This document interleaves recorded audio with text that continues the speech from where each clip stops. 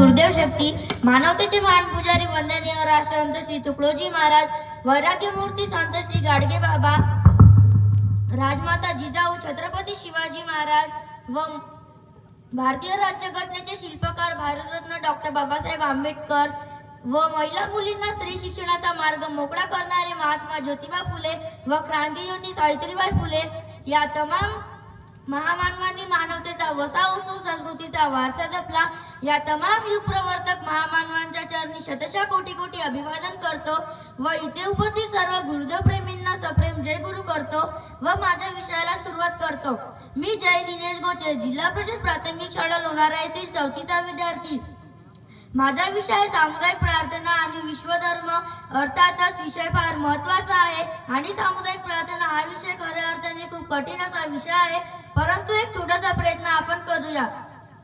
तर सामुदायिक प्रार्थना म्हणजे काय? वंदनीय राष्ट्रसंतांनी ग्रामगीतेमधील 2 अध्याय खर्ची घातले, अध्याय 27 आणि अध्याय 28.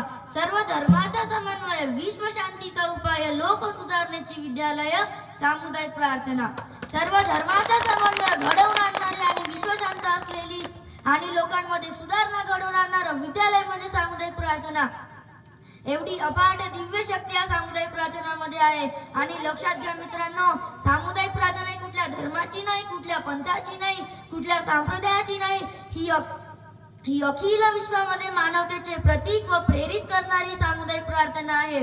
वंदनीय महाराजांनी प्रार्थनेच्या 8 अष्टकामध्ये विश्वव्यापी असा विचार मांडलेला आहे. पहिल्या अष्टकामध्ये वंदनीय महाराज म्हणतात, ईश्वराकडे प्रार्थना करतात, है प्रार्थना गुरुदेव से या स्वर्ग सम संसारो, अति उच्चतम जीवन बने परमार्थमय व्यवहारो. स्वर्ग सम संसार म्हणजे काय? या ठिकाणी संसार म्हणजे संपूर्ण विश्व. या विश्वाला स्वर्ग सम संसार सारखं बनवायचं आहे.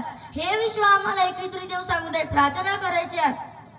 आमचा आचार आणि विचार हा परमार्थमय झाला पाहिजे. याचाच अर्थ म्हणजे काय?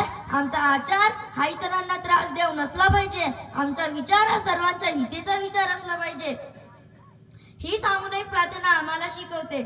एवढेच नाही तर सामुदायिक प्रार्थना आम्हाला शिकवते, ना हम रहे अपने लिए हमको सभी से गर्ज है, गुरुदेव या आशीष दे जो सोचने का फर्ज है. या मानव समाजात आम्ही जन्माला आलो आणि या मानव समाजात आम्ही जन्माला आल्यानंतर आमचं काय फर्ज आहे, याचाच अर्थ म्हणजे काय, आमचं काय कर्तव्य आहे, हे विचार करण्यासाठी भाग पाडणारी साधना म्हणजे सामुदायिक प्रार्थना आहे. ज्या समाजाने आम्हाला ओळख दिली, या समाजाचं हित कसं जोपासलं पाहिजे, यासाठी वंदनीय महाराज म्हणतात, ना हम रहे अपने लिए हमको सभी से गर्ज है, गुरुदेव या आशीष दे जो सोचने का फर्ज है. या ठिकाणी आपण या विचार लक्षात घेतला पाहिजे, तेव्हा सामुदायिक प्रार्थनेचा खरं फलित होईल असं मी म्हणतो. हो चीड झूठी राह की, अन्याय की अभिमान की, सेवा करन को दास की, परवा नाही हो जानकी. म्हणजे आम्हाला चीट कशाची असली पाहिजे? महाराज म्हणतात, हो चीड झूठी राह की, अन्याय की अभिमान की. आणि आम्हाला चीट कशाची होते? जर आमच्या धर्माला कोणी काय म्हटलं तर आम्ही दंगे करतो, आमच्या पंथाला कोणी काय म्हटलं तर आम्ही वाद निर्माण करतो. जर चीडच येऊ द्यायची असेल तर अन्यायाची चीड येऊ द्या.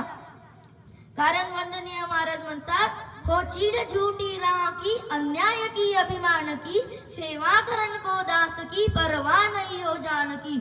जीवाची पर्वा करू नका. जर तुमच्या समोर कुठे अन्याय होताना दिसत असेल तर त्याला न्याय मिळवून देण्यासाठी, आणि जर कोणी वाईट मार्गाला जात असेल तर त्याला सत्यमार्गावर आणण्यासाठी तुमच्याने जे होईल ते करा. अशी सामुदायिक प्रार्थना आम्हाला शिकवते. वंदनीय महाराजांनी ग्रामगीतेमधील 2 अध्याय प्रार्थनेच्या महत्त्वावर दिले. वंदनीय महाराजांनी सांगितले की अगर विश्वामध्ये शांतता प्रस्थापित करायची असेल तर त्यासाठी सुरुवात ही आपल्या गावापासून करावी लागेल. कारण गाव हा विश्वाचा नकाशा, गावावरून देशाची परीक्षा, गावाची भंगता व देशा येई दशा. पुढे वंदनीय महाराज म्हणतात, मित्रांनो एका माझे वचन, जरी व्हावे वाटे गावाचे कल्याण, तरी सामुदायिक प्रार्थना साधन सोडू नये कधी. अशा प्रकारे सामुदायिक प्रार्थनेचं महत्त्व आपण या ठिकाणी लक्षात घेतलं पाहिजे.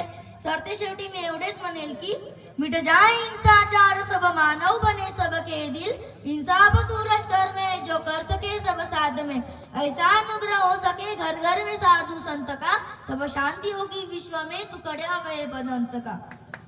सद्गुरुनाथ महाराज की जय.